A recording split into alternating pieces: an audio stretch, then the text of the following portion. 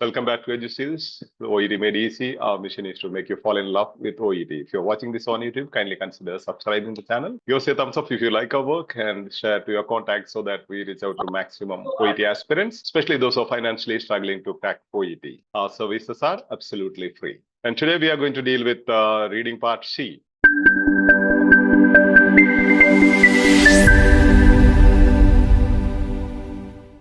Question. Just listen and go through the text. Definitely that will help your listening competency as well. So we go to the next one. Q10. Which possibility is Dr. Labrath most concerned about? A. H5N1 virus spreading to Chile. B. H591 virus spreading to Australia. C. H191 virus spreading to Asia. D. H191 virus spreading to Canada. The emergence of a more dangerous strain of flu remains a theoretical risk. Different strains of virus can mix in a process called genetic reassortment or recombination. So far, there have been no cases of H5N1 bird flu in flocks in Chile. However, Dr. Labrath said, in Southeast Asia there is a lot of the H5N1 virus circulating in poultry. The introduction of H5N1 in these populations would be of greater concern.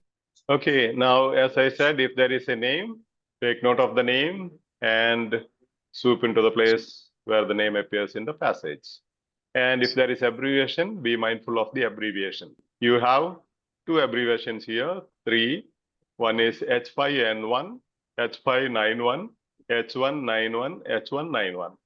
But in the passage, what do you have among these four? H5N1. N1. So mutual is normally understood. If you don't have the other one, this must be the answer, right? Yes. Yes, Father. These are the tricks I'm telling you. Then later you will understand from the process of your learning process. You will understand now. The confusion you can have here is about South Asia spoken of here, but the previous paragraph. So far, there have been no case of H5N1 bird flu in flocks in Chile. Chile is here, first one.